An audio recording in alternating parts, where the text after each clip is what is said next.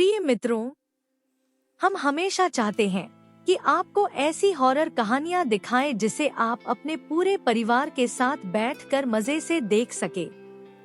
हमारा प्रत्येक वीडियो हर उम्र के लोगों की पसंद को खास ध्यान में रखकर ही बनाया जाता है। कहानियों में सदैव भय का पुट उतना ही होना चाहिए जिसमें कि दर्शकों को मजा आ जाए, एक थ्रिल सा महसूस हो, भय भी सीमा में हो और सटीक हो।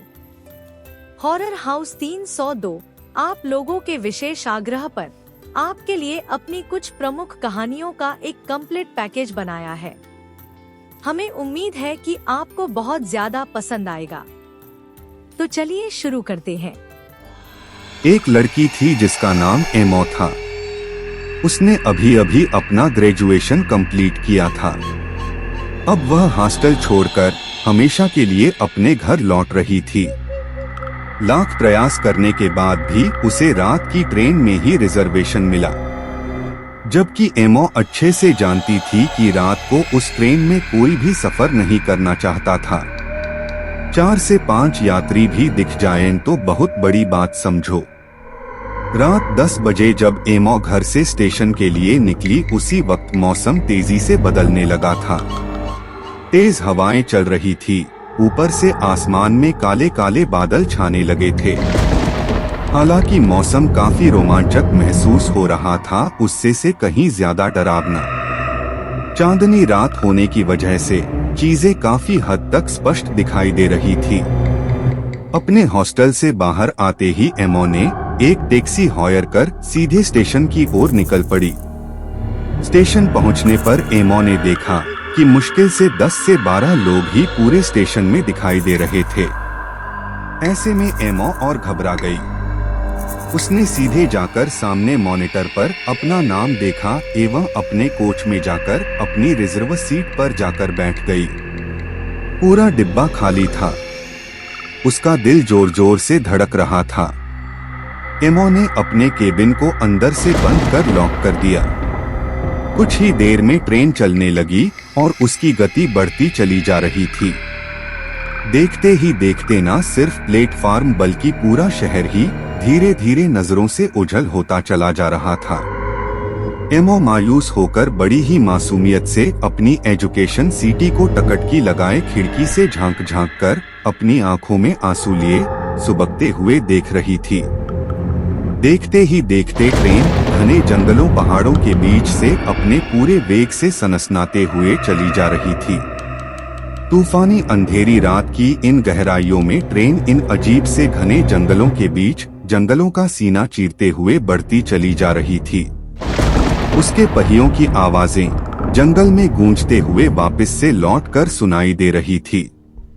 ट्रेन के पहियों की तेज आवाजें, उसकी गड़गड़ाहट व दिल की धड़कन आपस में तुकबंदी कर रही थी। अचानक से बादल और घने होते चले गए और आकाश में भी बिजली लगातार कड़क रही थी और पहले बिजली चमकती, फिर कुछ समय बाद बादलों की गड़गड़ाहट सुनाई पड़ती। इसीलिए इस ट्रेन का नाम ए स्कैरी मिडनाइट एक्सप्रेस रखा गया था। यह ट्रेन हमेशा से ही रहस्यमय व रोमांच से भरी यात्राओं के लिए प्रसिद्ध रही है। तेज बारिश हो रही थी। ट्रेन का सिक्योरिटी गार्ड कुछ समय पूर्व ही सभी डिब्बों के दरवाजों को अंदर से लॉक करके जा चुका था, चूंकि पूरे जंगल में एक भी ट्रेन का स्टॉप नहीं था, यानी ट्रेन कहीं भी रास्ते में रुकने वाली नहीं थी। तेज आंधी तूफान में ट्रेन अपनी गति उत्तरोत्तर बढ़ाते चली जा रही थी। तभी अचानक ट्रेन की स्पीड तेजी से कम होने लगी और देखते ही देखते ट्रेन रुक गई। सभी यात्री जो अन्य डिब्बों में भी थे घबरा गए। उन सभी की सांसें मानो रुक सी गई कि इतनी रात 2 बजे अचानक इतनी तेज बारिश व आंधी तूफान में जब जंगल में जब कोई रेलवे स्टेशन ही नहीं है तो ट्रेन कैसे रुक गई? किसने रोका होगा? किसी की इतनी भी हिम्मत नहीं थी कि अपने केबिन से बाहर झांक कर भी देखने की कोशिश करे। कुछ ही क्षणों के उपरांत ट्रेन पुनः चलने लगी। इसी बीच एमो का केबिन किसी ने बाहर से जोर से खटखटाया। एमा ने सोचा, जब ट्रेन किसी स्टेशन पर रुकी नहीं ट्रेन के सारे दरवाजे पहले ही बंद थे, तो फिर यह कौन है और कैसे ट्रेन में आया और मेरा दरवाजा ही क्यों खटखटा रहा है? एमा ने जब की होल से देखा तो वह एक अधेड़ उम्र का व्यक्ति था जो काफी शांत दिखाई दे रहा था। एमा ने दरवाजा खोल दिया। तब उस व्यक्ति ने कहा कि उसकी सीट का नंबर भी इसी केबिन में है। इस तरह वह अपनी सीट पर बैठ गया। बाहर बहुत ही तेज बारिश हो रही थी।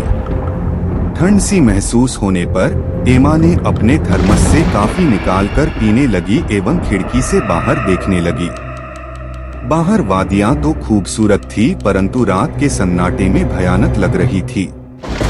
बारिश अब काफी कम होने लगी और बादलों के बीच से चांद बीच बीच में दिखाई दे रहा था, जिससे रुक रुक कर बाहर जंगल साफ साफ दिखाई दे जाता। तभी एमा की नजर ठीक सामने की सीट पर बैठे उस व्यक्ति पर पड़ी, जो कि अपना मुंह ढके हुए एक किताब पढ़ रहा था, जिसके कवर पेज पर भूत पिशाचों के चित्र छपे हुए थे और शीर्षक था, क्या आप भूतों पर विश्वास करते हैं? चुप्पी तोड़ते हुए एमा ने कहा कि क्या आप भी भूत प्रेतों पर विश्वास करते हैं?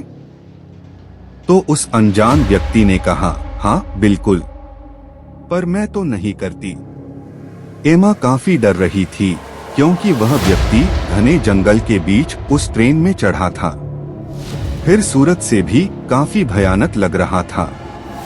चेहरे पर कटे निशान, बड़ी बड़ी गोल आंखें, घुंघराले बाल। एमा के प्रश्न पर उसने अपने चेहरे के सामने से उस पढ़ती हुई किताब को हटाते हुए कहा, यकीनन, मैं भूतों पर जरूर यकीन करता हूँ। भूतों के 5 प्रमुख लक्षण होते हैं। पहला, वह कभी भी पलकें नहीं झपकाता है और उस आदमी की भी पलकें झपक नहीं रही थी। दूसरा, बात करते वक्त वह थोड़ा सा अटकता है, अकलाने जैसा, वह भी अटक कर बातें कर रहा था। तीसरा, बातें करते समय उसकी आवाजें कप कपाती हैं, उस व्यक्ति की भी आवाज कांपती हुई सी थी। चौथा, चलते समय उसके घुटने मुड़ते नहीं हैं, उसने भी अपने दोनों पैरों को बिना मोड़े सीधा रखा हुआ था। अब पांचवा व आखिरी, उससे एक अजीब सी नकारात्मक महक आती है, जैसे कि मार्ट्यूरी के रूम से स्प्रे व मुर्दों की सड़ांध की बदबू मिलकर जो एक अजीब सी बदबूदार महक बनाती है। पूरा कैबिन वैसी ही बदबू से भर चुका था। अब एमा का तो जैसे खून ही सूख गया हो, वह भय से कांपने लगी। तब उस आदमी ने कहा, घबराओ मत, मैं तुम्हें कुछ भी नहीं करूंगा। अचानक उस आदमी की आंखें लाल होने लगी, उसके नाखून भी बढ़ते हुए से दिखाई पड़ रहे थे।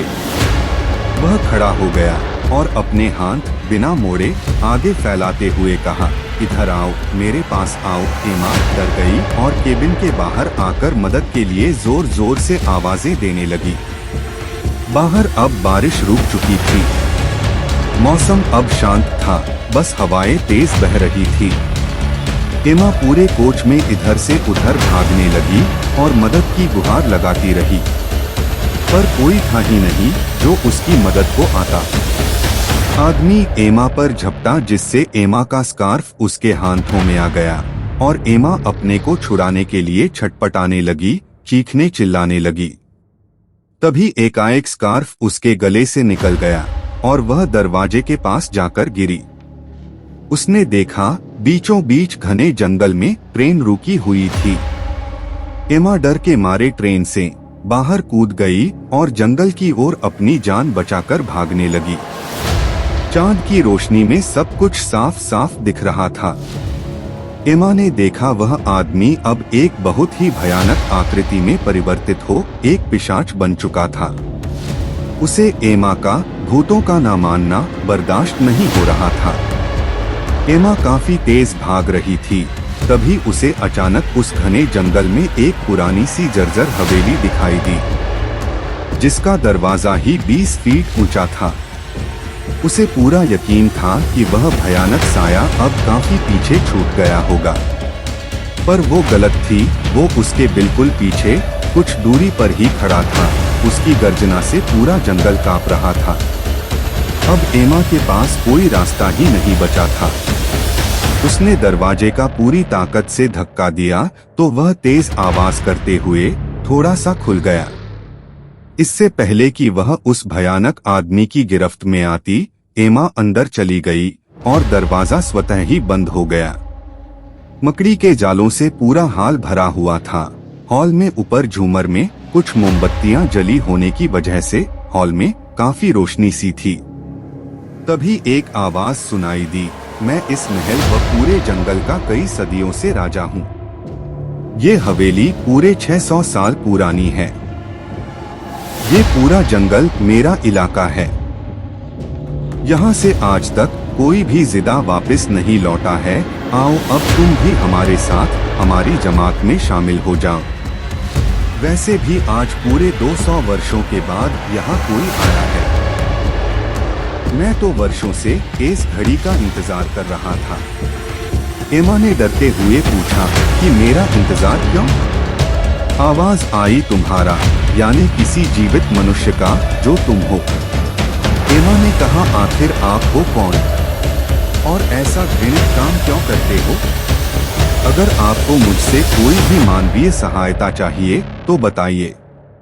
आप तो मुझे दिखाई भी नहीं दे रहे हैं।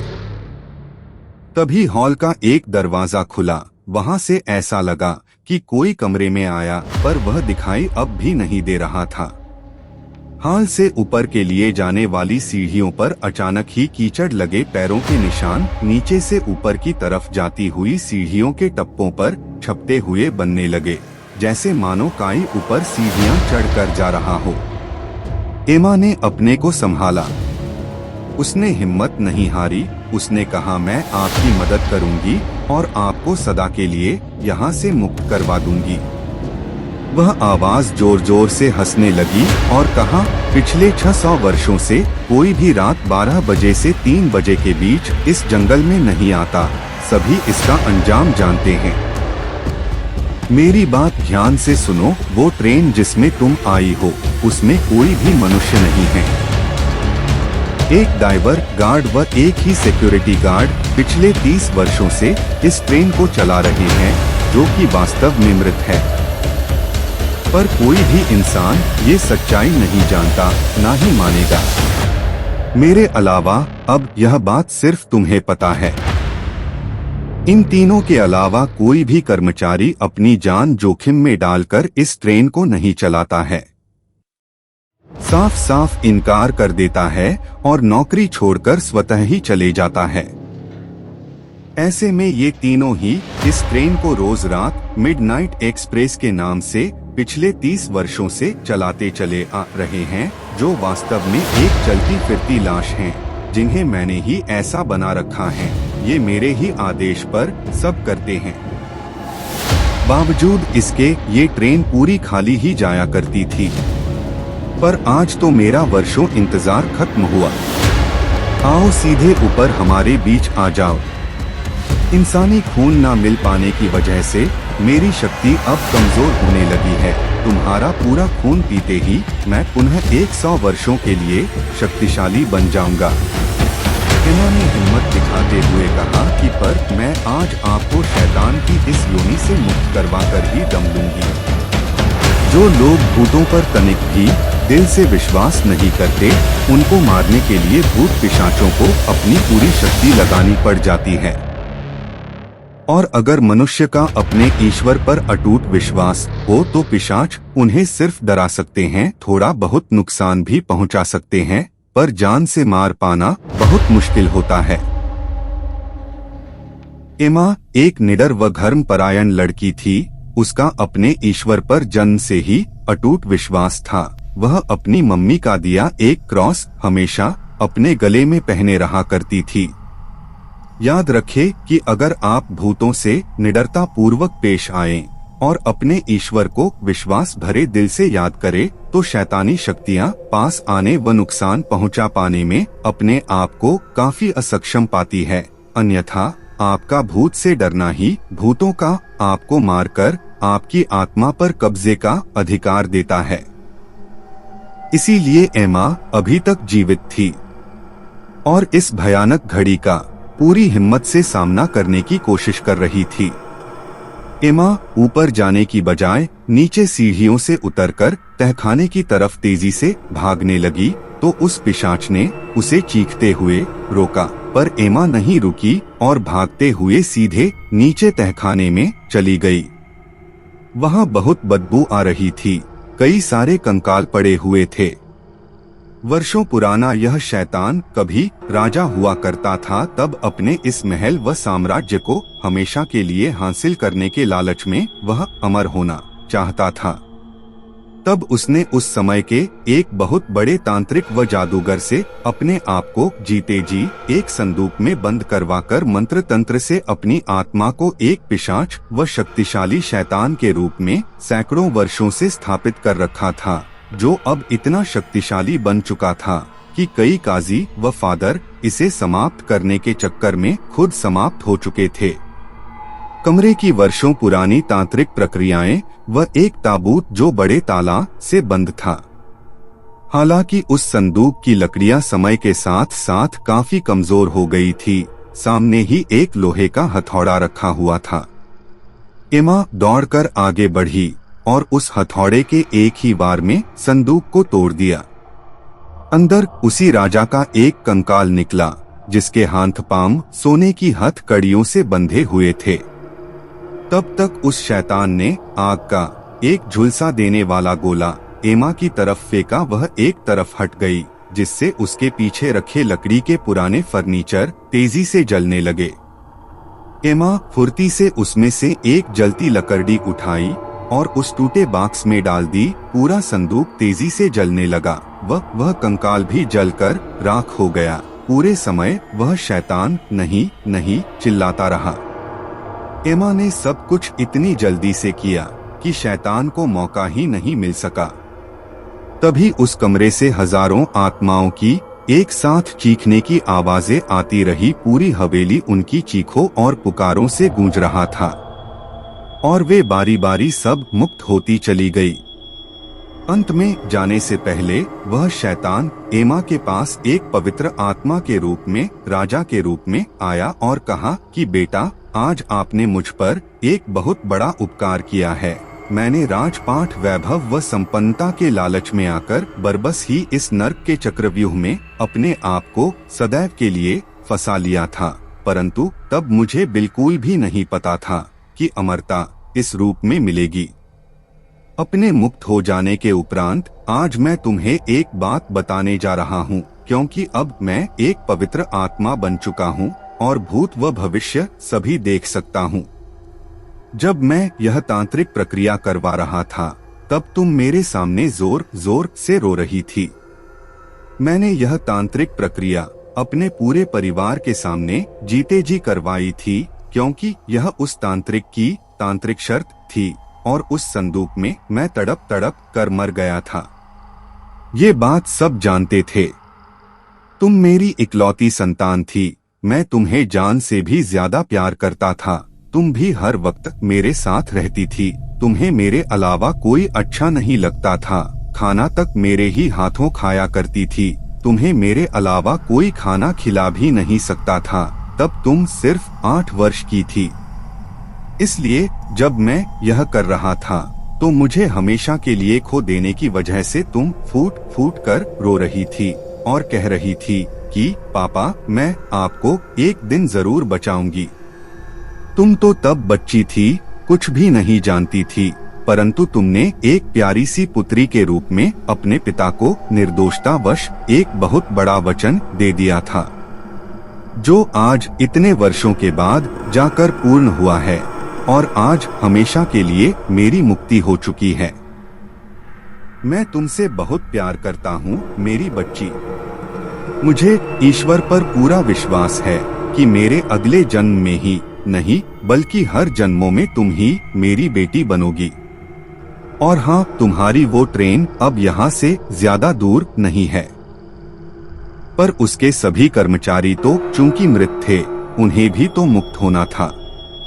यहाँ तो अब सभी आत्माएं मुक्त हो चुकी हैं। अब ऐसे में ट्रेन कौन चलाएगा? तो तुम निश्चिंत रहना, क्योंकि मैंने उन आत्माओं की मुक्ति उनके गंतव्य यानी तुम्हारे डेस्टिनेशन तक रोक रखी है।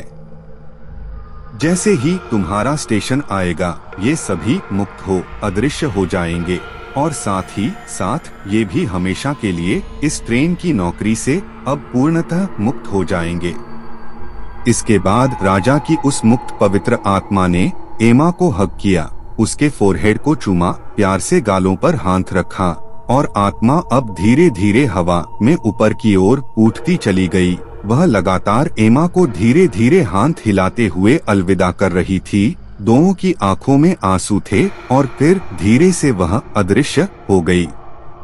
एमा भी भावुक होकर आंखों में आंसू लिए एक बुत की तरह खड़ी रही।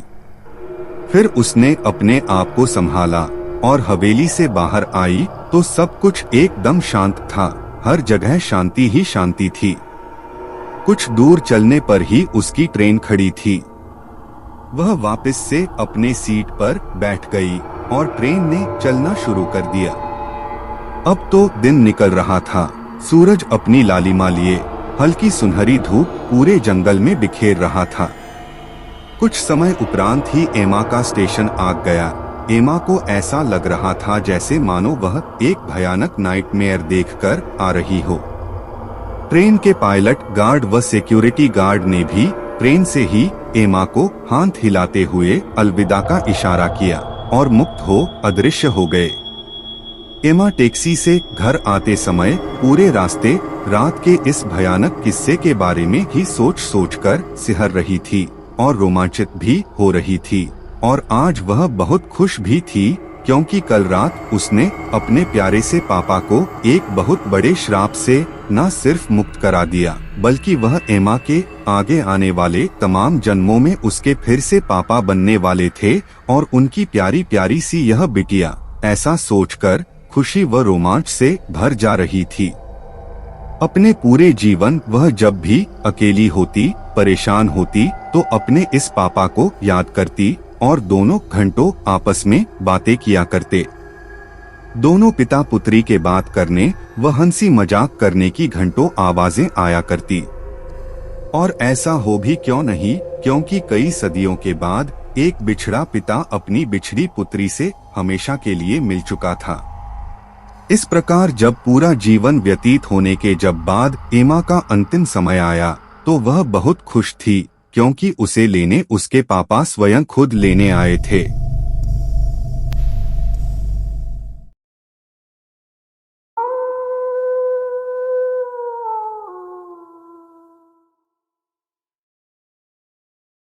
प्यारे दोस्तों, अगर आप हमारी कहानियों का सचमुच आनंद लेना चाहते हैं तो आइए सबसे पहले अपना हेडफोन अच्छे से पहन लें, कमरे की लाइट भी ऑफ कर दें और बिल्कुल सुकून व शांति से एकाग्रचित होकर इस वीडियो को देखें। तो चलिए शुरू करते हैं।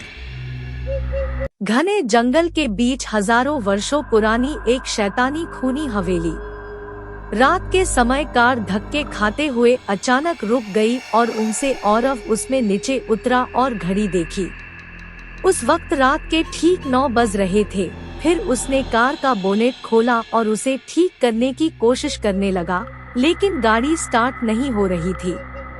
औरव ने मोबाइल से मदद मंगवानी चाही, पर उसमें नेटवर्क का नामो निशान नहीं था।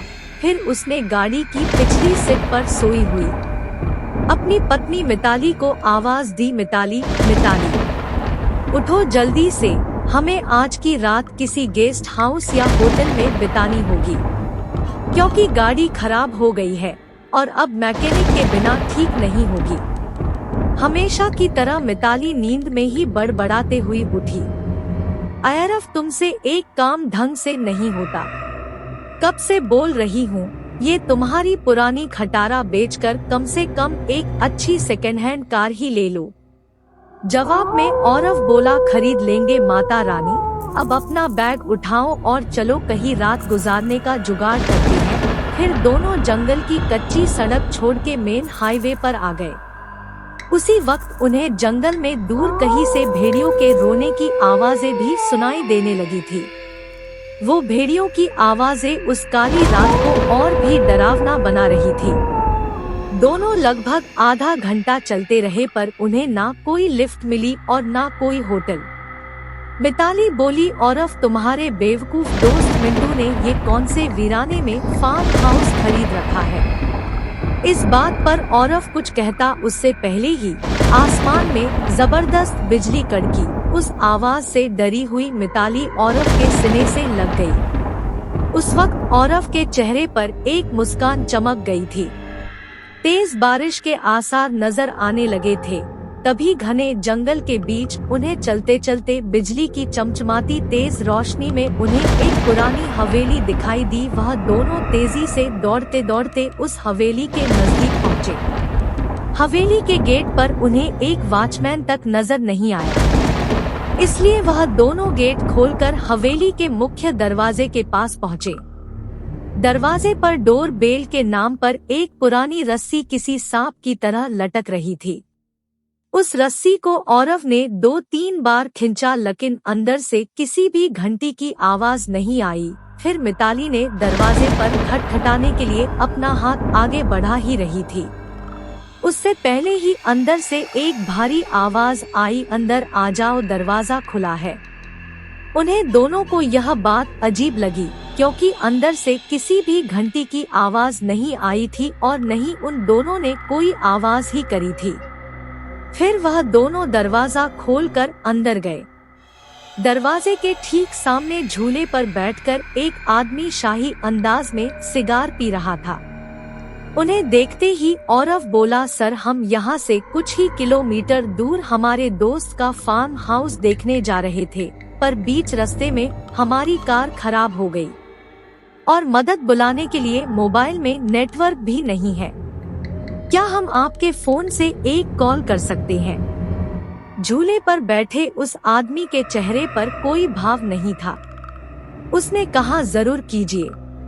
टेलीफोन ऊपर के आखिरी कमरे में है, सीधे ऊपर को चले जाइए।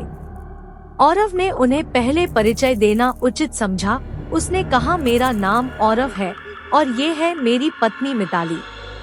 जवाब में वह आदमी बोला, मेरा नाम कुनर मान सिंह है, मैं इस हवेली का मालिक हूँ। औरव और मिताली हवेली की शान देखते ही रहे थे कि उनकी नजर कुनर मान के पीछे वाली दीवार की सबसे बड़ी फोटो फ्रेम पर पड़ी, जो खाली थी और पूरे घर में तस्वीरें ही तस्वीरें थी।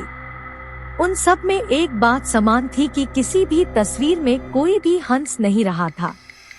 सभी तस्वीरें बिल्कुल भी भावनाहीन, मलहूस सी थी। फिर औरव और मिताली दोनों ऊपरी मंजिल पर गए और आखिरी कमरे में जाकर लैंडलाइन से अपने दोस्त मिंटू को कॉल करने लगे। बहुत बार कोशिश करने पर भी फोन नहीं लग रहा था। तभी मिताली की नजर उस दीवार पर पड़ी वहां और एक फोटो फ्रेम टंगी थी। उसमें भी कोई तस्वीर नहीं थी, सिर्फ खाली फ्रेम ही था। उन्हें यह बात थोड़ी अजीब लगी। फिर दोनों नीचे गए और कुनर मान सिंह से बोले, आपके लैंडलाइन से फोन नहीं लग रहा है। कुनर मान सिंह बोले कि यहाँ की फोन लाइन में हमेशा गड़बड़ी रहती है, दोबारा से प्रयास करें, या फिर चाहे तो आज की रात आप दोनों यही रुक जाइए। मिताली और औरव कमरे में जाकर फिर कॉल लगाने की कोशिश करने लगे, पर सब बेकार। आखिरी में दोनों ने रात को वही रुकने का निर्णय लिया। बेड पर लेटते ही दोनों की आंख लग गई। रात के ठीक 2 बजे औरव की नींद अचानक से खुल गई और वह एक बार फिर से अपने दोस्त को फोने लगने लगा, लेकिन उस वक्त फोन पूरी तरह डेड था। हाथ से फोन नीचे रखते हुए औरव की नजर दीवार पर गई और सामने का नजारा देखकर उसके चेहरे पर से हवाइयां उड़ गईं, क्योंकि कुछ घंटों पहले देखी हुई खाली फ्रेम में अब उन दोनों औरव और मिताली दोनों की तस्वीर मौजूद थी और उसके नीचे उनके मौत की तारीख भी लिखी हुई थी। उसने मिताली को उठाया और उसे तस्वीर दिखाई। वह बोली, यहाँ कुछ तो गड़बड़ है आरव, हमें अभी के अभी यहाँ से बाहर निकलना होगा। फिर दोनों ने वहाँ से सरपट दौड़ लगाई। सीढ़ियों से वह दोनों तेजी से नीचे उतरने लगे, पर उतरते वक्त सीढ़ियों पर उन्हें 4 पैरों की जगह 6 पैरों आवाजें आ रही थी। अब वह दोनों काफी डर चुके थे।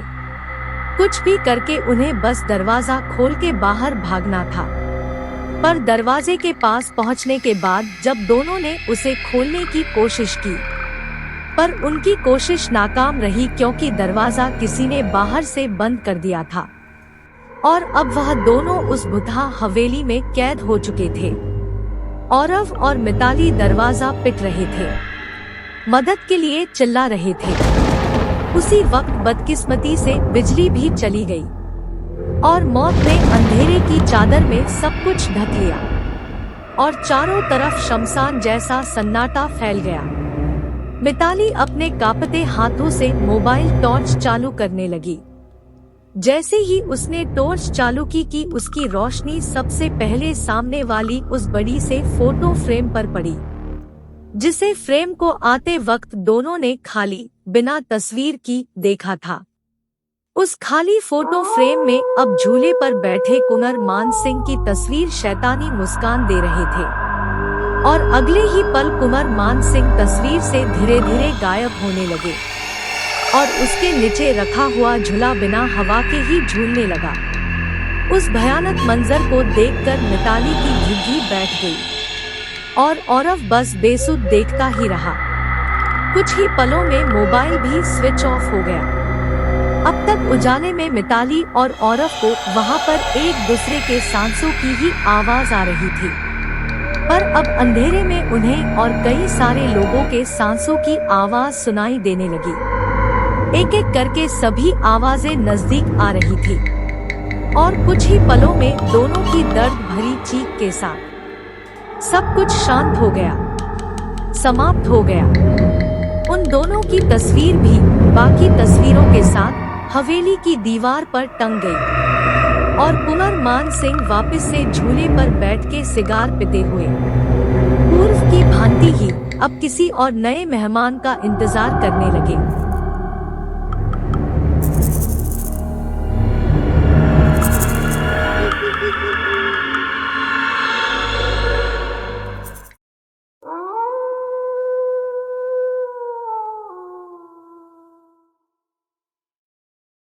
मित्रों, आज मैं आपको कॉलेज के दो स्टूडेंट्स की एक भयंकर आप बीती सुनाने व दिखाने जा रहा हूं। मेरी आज की इस कहानी का शीर्षक है शैतानी हवेली की डरावनी प्रेतात्माएं व दो कॉलेज स्टूडेंट्स। किसी दूसरे शहर से इस नए शहर में पढ़ने के लिए आए हुए दो नौजवान हेनरी और जोसेफ कॉलेज की कैंटीन में काफी पीते हुए अपने रहने की जगह के बारे में गंभीरता से बातें कर रहे थे। उन दोनों को कम पैसे में कोई एक ऐसा पेइंग गेस्ट हाउस या सस्ता सा फ्लैट चाहिए था जिसमें वे वहां रहकर अपनी कॉलेज की पढ़ाई सरलता से पूरी कर सके। उनके चेयर के जस्ट पीछे काफी पीते हुए कॉलेज का एक बूढ़ा प्यून उनकी बातें बड़ी ध्यान से सुन रहा था। वह अपनी कॉफी के कप के साथ ही उनके टेबल पर आकर बैठ गया और बोला, देखो तुम दोनों की परेशानी का हल मेरे पास है, पर इसमें थोड़ा सा खतरा हो सकता है। हेनरी ने तत्काल बोला कि अरे भाई साहब, हमारी अभी की इन भयंकर मुसीबतों से बड़ा और कौन सा भयंकर खतरा हो सकता है। आप तो हमारे घर ना मिलने की समस्या का तुरंत निदान बताओ। प्यून बोला, तो ठीक है सुनो, हमारे कॉलेज के पीछे एक बड़ा बहुत पुराना हवेली जैसा बड़ा घर है। उस घर का एक बूढ़ा सा मालिक बिल्कुल सस्ते दामों पर उसे किराए पर देने के लिए राजी है। पर उस घर के बारे में एक किंवदंती है कि वहां उस घर में 20 साल पहले एक परिवार रहा करता था। उन्होंने अपने इकलौते बेटे की धूमधाम से शादी की थी। लड़के के माता पिता दोनों दहेज के अत्यधिक लालची थे। हालांकि लड़की के माता पिता ने उन्हें भर भर कर दहेज दिया था, परंतु अभी भी उनका लालच ज्यों का त्यों था। वे हमेशा ही बेटे की अनुपस्थिति में उस बहू को बेरहमी से मारते पीटते थे। पूरे घर का एक एक काम जानवरों की तरह उसे मार मार के करवाते थे। खाने के नाम पर बचा खुचा जूठा व बेस्वादा खाना, वह भी आधा पेट उस बहू को दिया करते थे। हद तो तब हो गई कि एक रात 2 बजे उन दोनों सास व ससुर ने न सिर्फ उसे बेरहमी से मारा बल्कि उस पर केरोसिन डालकर आग भी लगा दी और तेजी से अपने कमरे में जाकर दोबारा से दरवाजा अंदर से बंद करके सो गए। इधर वो औरत पूरे घर में इधर से उधर, ऊपर के मंजिल से नीचे तक जलती हुई अपनी आग को बुझाने का प्रयास करते हुए यहाँ वहाँ दौड़ती रही। वह बहुत जोर जोर से चीख व चिल्ला रही थी, पर इतनी रात को उसे बचाने कौन आता, और चीखते चीखते वो जलती हुई तड़प कर मर गई। कहते हैं तब से आज तक रोज रात में 2 बजे से 3 बजे तक उस घर में आग से जलती हुई एक औरत पूरे घर में चीखते चिल्लाते हुए यहाँ वहाँ भागती रहती है, और उसकी आत्मा उसकी अधजली लाश के रूप में आज भी उस घर में भटका करती है। इसी कारण उस भूखे घर को कोई भी किराए पर नहीं लेता था। पर अगर तुम दोनों भूत प्रेत पर विश्वास न करते हुए एक निडर व मॉडर्न ख्याल के व्यक्ति हो तो मैं बात आगे बढ़ा सकता हूँ। दोनों एक स्वर में बोले, जी हमें मंजूर है। जोसेफ बड़े ही आत्मविश्वास से बोला, वैसे भी यह भूत प्रेत कुछ नहीं होता। हेनरी बोला, चलो हमें अभी वहाँ पर ले चलो। प्यून उन्हें उसी वक्त उस घर के वर्तमान मालिक के पास ले गया। घर का मालिक उस हवेली से मात्र 10 मिनट की दूरी पर ही रहता था। उसने हेनरी और जोसेफ को सिर्फ एक शर्त में घर किराए पर देने का तय किया कि वह दोनों उस घर को अचानक बीच में छोड़कर नहीं जा सकते, और अगर वे ऐसा करते हैं तो उनका 3 महीने का पूरा एडवांस डूब जाएगा एवं वह कभी भी उन्हें वापस नहीं दिया जाएगा। उन दोनों इतनी बड़ी हवेली इतने कम पैसों में मिलती देख बिना सोचे समझे उस मकान मालिक को तत्काल पूरे पैसे देकर घर की चाबी उससे ले ली, और उसी दिन दोपहर को ही उन्होंने अपने घर से लाया हुआ अपना पूरा सामान उस घर में शिफ्ट कर दिया। वह घर काफी बड़ा था। ऊपर की मंजिल का कोई किराया नहीं देना था, बिल्कुल फ्री था। नीचे वहां सोने के लिए 3 बेड, किचन, टॉयलेट, बाथरूम सभी सुविधाएं थी। इसलिए दोनों बड़े खुश लग रहे थे, क्योंकि इतने कम पैसों में दोनों को एक बहुत बड़ी आलीशान हवेली जो किराए पर मिल गई थी। पहले दिन ही वह दोनों रात का खाना बाहर कहीं से खाकर 11 बजे घर पर लौटे और आते ही अपने बेड पर लेट गए। वहां एक लाइन में 3 बेड थे। हेनरी और जोसेफ ने बीच के एक बेड को खाली छोड़कर अगल बगल के दोनों बेड्स में सोने चले गए। रात को ठीक 12 बजे हेनरी नींद से अचानक हड़बड़ाकर उठा और वापस 2 सेकंड बाद पुनः सो भी गया। उसे ऐसा लगा था कि जैसे नींद में ही किसी ने बेरहमी से उसकी हत्या कर दी हो। उसके बाद जोसेफ की नींद भी अचानक खुल गई थी, क्योंकि उसे अचानक इतनी तेज ठंड महसूस होने लगी थी कि ठंड से उसके दांत तक किटकिटाने लगे थे। उसको यह बात बहुत ही अजीब लगी। उसने कमरे की लाइट ऑन करके देखा तो तीसरे नंबर के बेड पर हेनरी अपनी टी शर्ट निकालकर मजे से पंखे की हवा खाते हुए गहरी नींद में सो रहा था, जबकि वह ठंड से कांप रहा था। चूंकि उसे बहुत जोर की नींद आ रही थी, इसलिए फिलहाल उसने इन बातों को अपने दिमाग से निकाल दिया। वह लाइट बंद करने के लिए स्विच की तरफ अपना एक हाथ आगे बढ़ाया, पर उसी वक्त उसकी नजर उन दोनों के बीच वाले बेड पर पड़ी, जिसका गद्दा बीच में इंसान के आकार में धंसा हुआ सा दिखाई दे रहा था, मानो उस पर अभी कोई सोया हुआ हो। उसे अपनी आंखों के सामने जो दिखाई दे रहा था उस बात को श्योर करने के लिए वह उस बेड के नजदीक गया। वास्तव में जोसेफ उस बेड पर हाथ फेर कर इस बात को कंफर्म करना चाहता था कि क्या सचमुच वहां कोई अदृश्य लेटा हुआ है या नहीं। तभी उसे ऐसा लगा कि उस बेड से अभी अभी कोई नीचे उतरा हो। उसके मन में डर ने अब जगह बना ली थी। थकावट के कारण वह अपने बेड पर जाकर लेट गया, लेकिन उसने अभी जो कुछ भी देखा था उसी के बारे में सोचने लगा कि क्या सच में इस घर में किसी प्रेतात्मा का निवास है। तभी उसी बेड से एक ऐसी आवाज आई जैसे कि कोई वापस उस पर आकर अभी लेटा हो।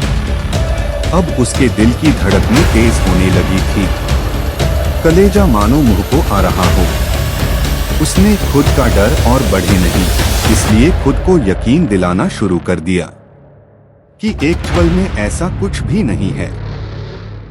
यह सब सिर्फ मेरे दिमाग का ही वहम है और कुछ नहीं। लेकिन उसने बेड से नीचे उतरे बिना पहले आसपास देखा, फिर वह आंखों पर पानी मारने के लिए सीधे बाथरूम में गया। अचानक उसी वक्त वह पूरा घर एक भयानक डर भरी तेज चीख से गूंज उठा।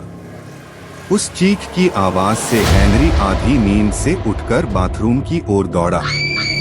उसने देखा कि अचानक एक औरत भयंकर तेज आग से जलती हुई पूरे घर में इधर से उधर भाग रही थी।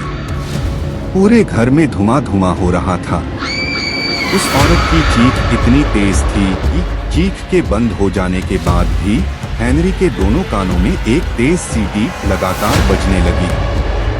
जब हेनरी बाथरूम में पहुंचा, तब उसे जोसेफ जिस हालत में दिखा, उसे देखकर डर से हेनरी की रूह कांप गई, क्योंकि उसके सामने जोसेफ बाथरूम में जमीन पर पड़ा हुआ था और उसकी छाती पर एक आग से जली हुई औरत का भयानक प्रेत बैठा था, जो 90% जला हुआ था। वो जली हुई औरत उसकी छाती को फाड़कर चीखते हुए उसका खून पी रही थी। इधर लेटे हुए इस जोसेफ की तो जैसे सांसें ही रुक गई हो, इसलिए वह कुछ भी बोल नहीं पा रहा था। एक गूंगे की तरह इशारे करके वह हेनरी से मदद की भीख मांग रहा था, पर हेनरी कुछ नहीं कर पा रहा था, क्योंकि डर के मारे उसके खुद के हाथ पैर से आधी जान निकल चुकी थी। डर से कांपते हुए, भूत भूत चिल्लाते हुए हेनरी दरवाजे की ओर भागने लगा। पर जब वह दरवाजे की तरफ भाग रहा था, तभी उसकी नजर बेड पर पड़ी, जो ठीक दरवाजे की बगल में था। बेड पर नजर पड़ते ही उसके दरवाजे की तरफ बढ़ते कदम अपने आप रुकते चले गए, क्योंकि जो सीन उसे सामने दिखाई दे रहा था उस पर उसे यकीन ही नहीं हो रहा था। लाइट की तेज रोशनी चमक रही थी, पंखा भी तेज चल रहा था। एक बेड पर जोसेफ अपनी छाती को पकड़े हुए लेटा हुआ पड़ा था और दूसरे बेड पर खुद हेनरी भी लेटा हुआ था।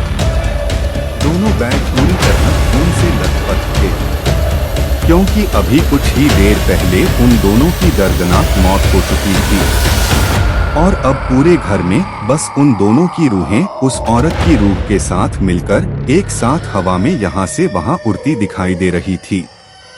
कुछ ही पलों बाद दोनों अब उस जली औरत की ही भांति एक भयंकर प्रेतात्मा व पिशाच में बदलकर उस भूखे घर में हमेशा के लिए रहने लगे। तभी हेनरी ने बाथरूम की तरफ शीशे में देखा तो वहाँ वह खुद जोसेफ व उस जली विभत्स सी दिखने वाली प्रेतात्मा के साथ खड़ा हुआ भयानक सा प्रतीत हो रहा था। वे तीनों ही बड़े भयानक और खौफनाक दिखाई दे रहे थे और अब उस औरत की प्रेतात्मा के साथ साथ हेनरी और जोसेफ की रूहें भी अपने अगले आने वाले शिकार का बड़ी ही बेसब्री से इंतजार कर रही थी कि जल्दी ही कोई मजबूर व बदनसीब इंसान फिर पैसा बचाने की चाह में यहाँ रहने आए और न सिर्फ अपनी जान से हाथ धो बैठे बल्कि प्रेत व पिशाच बनकर हमेशा के लिए उनकी बिरादरी में शामिल हो जाए और इन भूत प्रेतों और पिशाचों की ये क्रूर दुनिया यूं ही इस घर में हमेशा के लिए काबिज हो जाए और उत्तरोत्तर फलती फूलती रहें। और इस प्रकार इतनी अंधेरी व काली रात में उस औरत के साथ मिलकर अब हेनरी और जोसेफ की तेज डरावनी हंसी से न सिर्फ ये पूरा घर बल्कि पूरा इलाका थर्रा रहा था। अगले दिन पूर्व की ही भांति उस घर के बाहर फिर से टूलेट की एक बड़ी सी तख्ती फिर से टांग दी गई थी। तभी तीनों प्रेतात्माओं ने देखा और कि दूर से वह बूढ़ा प्यून फिर किसी एक नए किराएदार को लेकर उसी हवेली की तरफ चला आ रहा है और वे एक दूसरे की ओर देखते हुए जोर जोर से हंसने लगे।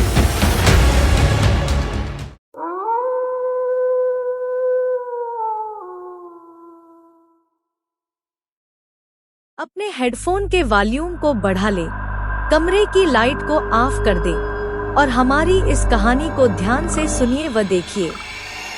दोस्तों, आज मैं आपको एक दिल दहला देने वाली डरावनी कहानी सुनाने जा रही हूँ, जिसका शीर्षक है खौफनाक कब्रिस्तान की वो एक काली रात। पूरे दिन विलियम को समय ही नहीं मिल सका। दरअसल आज उसके बचपन के मित्र रॉबर्ट की डेथ एनिवर्सरी थी और निखिल को रॉबर्ट की कब्र पर फूलों का एक बुके चढ़ाना था। पर अब तो बहुत रात हो चुकी थी और रात के 11 बजे ऑफिस से लौटते वक्त विलियम अपने दोस्त रॉबर्ट की कब्र पर फूल चढ़ाने कब्रिस्तान पहुंचा। इतनी रात वैसे तो कोई भी कब्रिस्तान जाता नहीं है, पर मजबूरी थी सो विलियम चला गया। वैसे भी वह एक निडर व भूत प्रेतों पर तनिक भी विश्वास न करने वाला बंदा था। कब्रिस्तान के सामने अपनी कार पार्क करके उसने कब्रिस्तान पर एक नजर डाली। रात के वक्त पूरा कब्रिस्तान सुनसान पड़ा हुआ था। सन्नाटा इतना ज्यादा गहरा था कि पेड़ से गिरने वाले पत्तों की आवाज तक उसे साफ सुनाई दे रही थी। उसने कब्रिस्तान में जाकर अपने साथ लाए हुए आर्किड के फूल रॉबर्ट की कब्र पर रख दिए और 2 मिनट मौन करते हुए खड़ा रहा। फिर जब वह वापस बाहर आने के लिए जैसे ही पीछे की ओर मुड़ा, तब उसे पास की ही एक कब्र पर बैठी 5 वर्ष की एक छोटी प्यारी सी बच्ची दिखाई दी। उस बच्ची के लंबे हेयर थे। उसने बहुत ही प्यारा सा ड्रेस पहन रखा था। अपने एक शोल्डर पर एक पर्स टांग रखा था एवं बच्ची के हाथ में हरे रंग के कांच का टूटा हुआ एक टुकड़ा भी था, जिसे वह बार बार आंखों के सामने रखकर आसपास की कब्रों को देख रही थी। विलियम कुछ मिनट वहीं खड़े रहकर उस बच्ची को देखता रहा। वह इतनी भोली भाली व मासूम लग रही थी कि उस पर से विलियम की नजर ही नहीं हट रही थी। वह तो जैसे सम्मोहित सा हो गया था।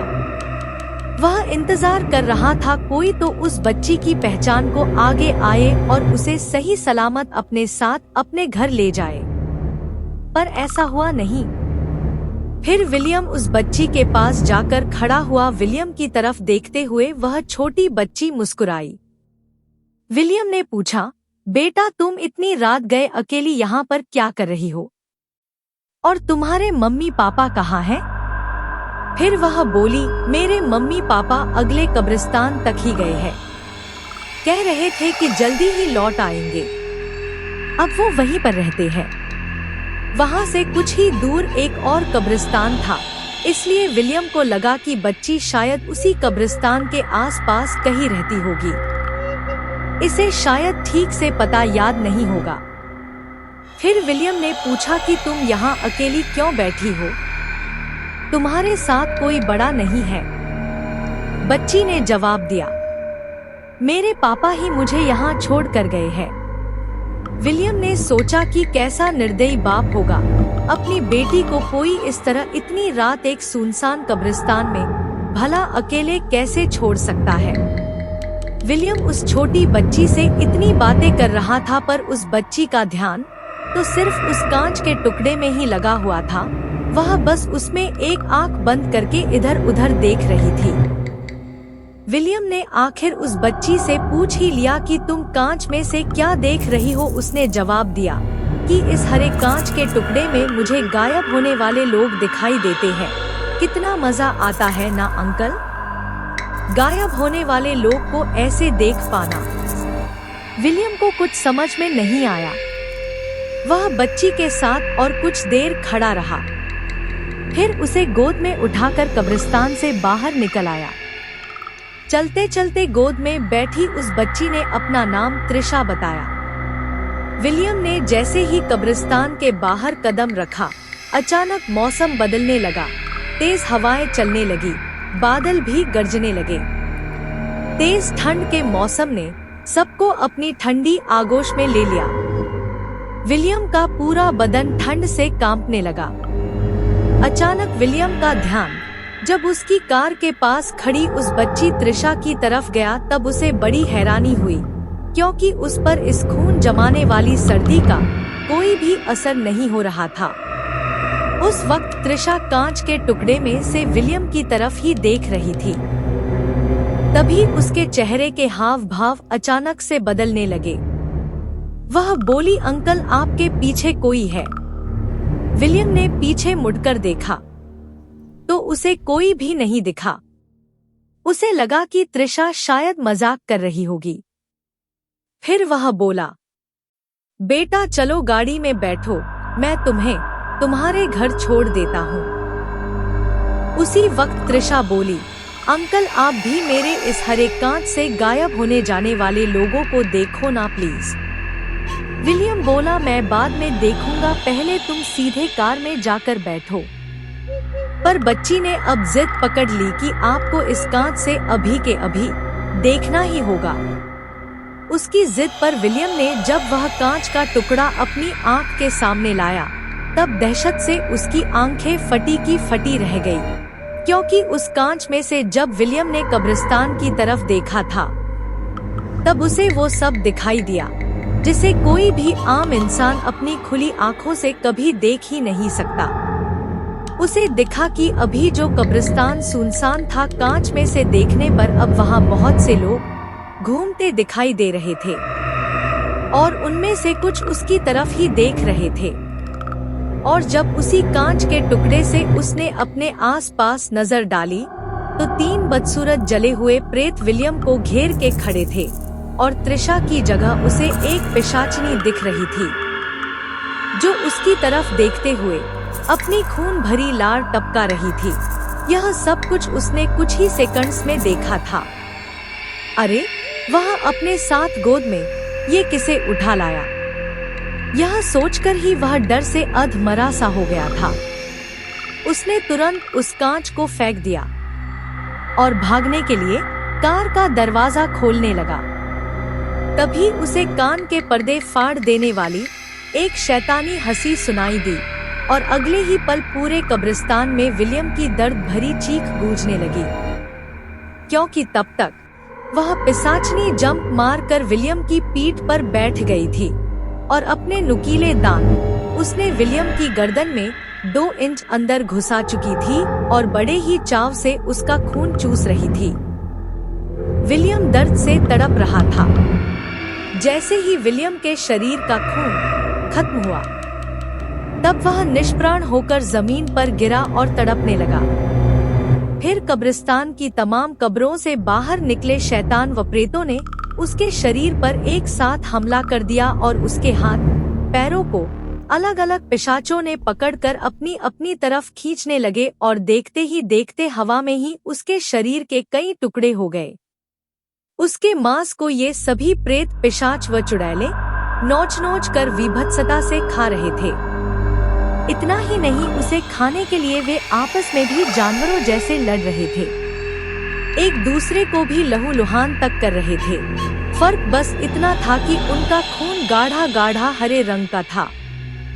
10 से 15 मिनट तक हैवानियत का ये नंगा नाच उस कब्रिस्तान में चलता रहा। जिस प्यारी सी बच्ची को विलियम इतने प्यार से गोद में उठा रखा था, वही इस वक्त उसके सिर को दोनों हाथों से पकड़कर अपने बड़े बड़े नुकीले दांतों से चीथकर बेरहमी से खा रही थी। विलियम की मृत्यु इतनी दर्दनाक व भयानक हुई थी कि उसका एक कटा हुआ हाथ उसके शरीर से काफी देर पहले अलग हो जाने के बाद भी दर्द से तड़प कर उछल रहा था, छिपकली की एक कटी पूंछ की तरह। और देखते ही देखते सब कुछ समाप्त हो गया। विलियम की दर्दनाक मौत हो चुकी थी। अमावस की काली इस रात में इस भयानक कब्रिस्तान ने न सिर्फ विलियम को निगल लिया, वरन अब यह विलियम भी उन्हीं प्रेतों की दुनिया में हमेशा के लिए शामिल हो गया था, जहां से उसकी वापसी अब भविष्य में कभी नहीं हो सकती थी।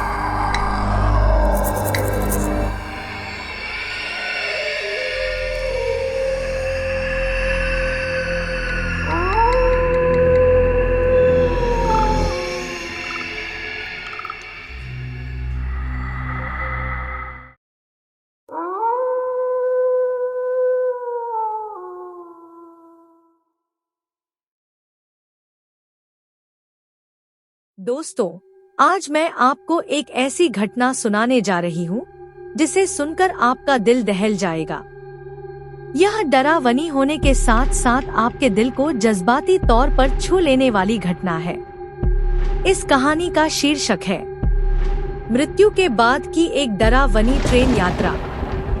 रात का सन्नाटा छाया हुआ था। आसमान पर काले घने बादल छा रहे थे। दिसंबर माह की यह एक भयानक गहरी काली अंधेरी रात थी। शहर से दूर हाईवे पर घने खूबसूरत जंगल के पास आतिशा का एक प्यारा सा घर था। उसका बेडरूम फर्स्ट फ्लोर पर पूर्व दिशा की ओर था। आतिशा एक गर्म कॉफी का प्याला दोनों हाथों से पकड़े जंगल की तरफ चुपचाप से देख रही थी। ठंड की वजह से बाहर गहरी धुंध सी थी। मौसम तेजी से बारिश जैसा होने लगा था। थोड़ी देर ही खड़े रहने के बाद वह फायरप्लेस के पास रखे एक बड़े से सोफे में बैठ गई। कॉफी के कप को गर्म होने की वजह से उसे दोनों हाथों से पकड़े हुए थी। अपने मन में कुछ सोचते हुए आतिशा फायरप्लेस की जलती लकड़ियों को टकटकी लगाए देखती रही। उसकी तेज जलती लपटों में वह अचानक कहीं खो सी गई। तभी उसने देखा कि शाम के 5 बज रहे होंगे एवं आतिशा के घर के बाहर काफी चहल पहल दिख रही थी। उसे कुछ समझ ही नहीं आ रहा था कि अपने ही घर के सामने वाले लान में वह एक मृत्यु शैया पर कैसे लेटी हुई थी। उस पर फूल वगैरह भी पड़े हुए थे। तभी कुछ लोगों ने उसकी अर्थी को उठाया और कंधे पर रखकर ले जाने लगे। आतिशा को कुछ भी समझ नहीं आ रहा था कि यह सब कब हुआ, क्योंकि मैं तो अभी जिंदा हूँ। उसने लोगों को बहुत रोका, पर ना कोई उसे देख पा रहा था और ना ही सुन पा रहा था। वह दुखी सी सबको रोक रही थी कि प्लीज ऐसा कुछ मत करो, मुझे कुछ भी नहीं हुआ है, मैं बिल्कुल ठीक हूँ। फायरप्लेस की जिस जलती हुई लकड़ियों को वह लगातार देख रही थी, वास्तव में देखते ही देखते वह अब एक सुलगती चिता में परिवर्तित हो चुकी थी। आतिशा ने देखा कि उसके सामने ही उसकी चिता तेजी से जल रही है और अपने अंतिम पड़ाव में आ चुकी है। पूरे शमशान में अब उसके सिवा कोई भी नहीं था। सूर्यास्त का वक्त हो चला था। आसमान हल्का लाल था व सूर्य आधा डूब चुका था। वह बिल्कुल अकेली अपनी ही चिता के पास एक बड़े से चबूतरे में बैठी हुई थी और अपनी जलती उस चिता को दुखी व बोझिल भरे मन से चुपचाप शांति से देख रही थी। उसकी आंखें भी भरी हुई थी। यह शमशान अंग्रेजों के बनाए एक पुराने से रेलवे स्टेशन से लगा हुआ ही था। वहां रात में 2 या 3 पैसेंजर ट्रेन ही रुका करती थी। ना वहां लाइट थी ना ही कोई मेंटेनेंस था। रात 6 बजे बाद वहां कोई नहीं होता था। कई लोगों को तो वह स्टेशन दिखाई भी नहीं देता था। वो कहते थे ऐसा कोई स्टेशन यहाँ है ही नहीं। अचानक ट्रेन की तेज सीटी की आवाज सुनाई दी। आतिशा चौंक गई। देखा तो वहाँ एक ट्रेन आकर अभी अभी रुकी थी। आतिशा अपने आप धीरे धीरे उस ट्रेन के पास चली गई और उस पर चढ़ गई। ट्रेन में एक भी कोच एसी का नहीं था। सब नॉर्मल स्लीपर कोच ही थे।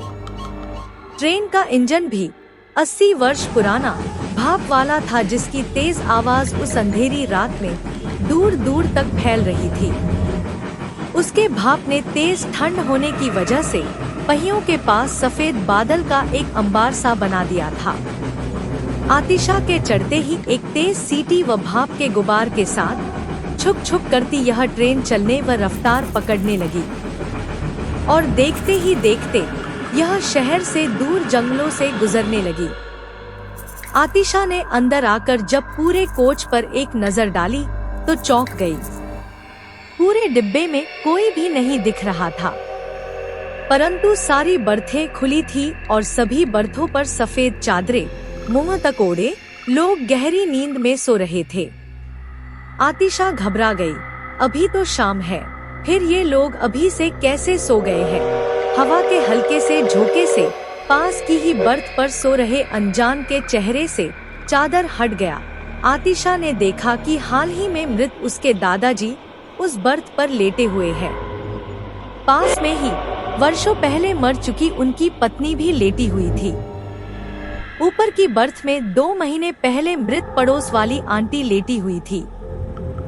और आगे जाकर देखा तो एक लड़का जो उसके फ्रेंड सर्किल में था और जीवित भी था, वह भी वहां लेटा हुआ था। यानी जल्द ही वह भी मरकर इसी ट्रेन में लेटने वाला था। थोड़े आगे आकर देखा तो एक अंकल जिसने अभी अभी जस्ट उसकी अर्थी को कंधा दिया था, वह भी वहां लेटे हुए थे। यानी उनका नंबर भी जल्दी ही लगने वाला था। आतिशा बहुत ज्यादा डर गई और भागकर वापस गेट की तरफ आने की कोशिश करे लगी, पर वह आ नहीं पा रही थी। जैसे किसी ने पैरों को जकड़ रखा हो। आतिशा ने महसूस किया कि ऐसा ही कुछ उस समय भी उसने महसूस किया था जब वह सफेद चबूतरे से उतरना चाह रही थी। तब भी उसके पैर जकड़े हुए थे। उसने अपने पैरों की ओर देखा तो वह सन्न रह गई। उसके दोनों पैर के अंगूठे आपस में रस्सी से टाइट बंधे हुए थे, जिसे वह स्वयं नहीं खोल सकती थी। साथ ही साथ उसने एक बात और नोटिस किया कि आतिशा तो एक दुल्हन के शादी वाले जोड़े में सजी हुई थी। पूरे शरीर में वह सिर से पांव तक सुहागनों वाले गहने पहने हुए थी। हालांकि वह बहुत ही खूबसूरत लग रही थी। उसके पैर भी बहुत खूबसूरत लग रहे थे। उनमें मेहंदी लगी हुई थी। वह दोनों पैरों में सोने की खूबसूरत पायल व उंगलियों सोने की डायमंड लगी बिछिया थी। आतिशा अच्छी लग रही थी कि उस पर नजर ही नहीं ठहर रही थी। आत्मिक स्वरूप में होने की वजह से आतिशा को गेट तक लौटने में कोई रुकावट नहीं आई, जबकि अंगूठे अब भी बंधे हुए थे। ट्रेन के गेट के दोनों तरफ के हैंडल्स को पकड़कर वह बाहर की तरफ मुंह करके खड़ी हो गई और मासूमियत से बाहर देखने लगी। बाहर सूर्य अपने सूर्यास्त पर था। पहाड़ों के बीच से डूबता हुआ थोड़ा थोड़ा सा दिख रहा था। उसकी हल्की सुनहरी रोशनी आतिशा के चेहरे पर पड़ रही थी। हवा से उसके बाल उसके चेहरे पर आ रहे थे, जिससे वह और भी अच्छी लग रही थी। उसका पवित्र चरित्र उसके पूरे चेहरे को कांतिमय बना रहा था। रात कब बीत गई पता ही नहीं चला और देखते ही देखते आसमान में हल्की सी लाल रोशनी दिखाई देने लगी थी और ट्रेन की गति भी कम होने लगी और कुछ ही पलों में ट्रेन एक प्राचीन से वीरान स्टेशन पर रुक गई। तभी आतिशा ने देखा कि एक हैंडसम मैन, जिसकी उम्र लगभग 27 से 28 वर्ष होगी, हाइट लगभग 6 feet, fair colour, brown hair, blue eyes, हल्के पिंक कलर का सूट, हाथों में डायमंड की गोल्ड घड़ी पहने हुए प्लेटफॉर्म में अकेला खड़ा था। ट्रेन के रुकते ही वह आतिशा के पास आकर सबसे पहले उसके पैर के अंगूठों में बंधी उस रस्सी को खोला, फिर अपने दोनों हाथों से आतिशा को उठाते हुए ट्रेन से नीचे उतारा। नीचे उतरते ही वह दुल्हन से एक साधारण लड़की में बदल गई। वह लड़का भी नॉर्मल कपड़ों में आ गया। दुनिया के रस्मों रिवाज से अलग हटकर वे दोनों अब सदा के लिए एक दूसरे के हो गए। जन्मों से बिछड़े होने के बाद आज वे दोनों हमेशा के लिए एक हो गए थे। अपने बाएं हाथ में पकड़ी एक शाल को आतिशा को ओढ़ाते हुए हल्का सा लपेट दिया, फिर उसे साइड से हक करते हुए अपने हाथ उसके दूसरी तरफ के दाहिने कंधे पर रख लिया। वह अपने साथ स्टेशन से बाहर खड़ी अपनी कार की तरफ सीधे लेकर गया। आतिशा को गोद में उठाते हुए अपनी बाजू की सीट पर बिठा दिया, फिर स्वयं भी अपनी ड्राइविंग सीट पर बैठ गया और जीप को स्टार्ट कर तेजी से टर्न लेते हुए वह आतिशा को हमेशा हमेशा के लिए आने वाले हर जन्मों के लिए अपने साथ लेकर चला गया। आतिशा भी उसके कंधे पर अपना सिर रख लिया और एक सुरक्षा का एहसास करते हुए उसे बड़े प्यार से साइड से हग कर लिया। दोनों का पेयर बहुत अच्छा लग रहा था और देखते ही देखते उनकी कार आंखों से ओझल होती चली गई। एकाएक आतिशा नींद से चौंक कर जाग गई और उसकी आंख खुल गई। सुबह सुबह की धूप सीधे उसकी आंखों पर पड़ रही थी। रात फायरप्लेस को देखते देखते कब उसकी आंख लग गई थी उसे पता ही नहीं चला, और वह फायरप्लेस की आग कब उसके स्वप्न में चिता की भयानक आग में बदल गई। अंधेरी रात में आतिशा शमशान में अपनी ही चिता के साथ पूरी रात अकेले बैठी रही। फिर उस मायावी व अदृश्य डरावने रेलवे स्टेशन में एक सदियों पुरानी उस ट्रेन में मृत्यु के उपरांत का भयंकर डरावना एक लंबा सफर पूर्ण किया।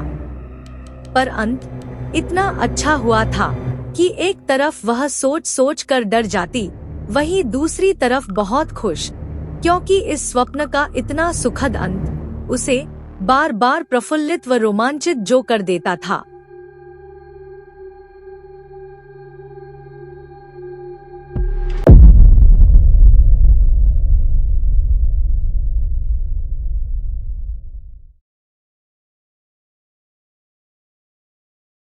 हेनरी, मेरी बात ध्यान से सुनो। चंद्र ग्रहण पूरा होने के बाद तुम्हें उस खूनी पिशाच को चांद की रोशनी में चांदी के उस अभिमंत्रित खंजर से आखिरी वार कर उसे मार डालना होगा। सिर्फ एक आखिरी वार, वो भी सीधा पिशाच के दिल पे करना होगा। अब तीनों खंजरों में से सिर्फ यही एक ही बचा है, और ये सिर्फ एक बार ही काम आएगा, और वो भी तब जब इस पे चांद की सीधी रोशनी पड़ेगी। हेनरी ने चांदी के उस खंजर को अपनी पूरी शक्ति का प्रयोग करते हुए उस पिशाच के सीने में घोंप दिया, जो उसके सीने से आर पार चला गया।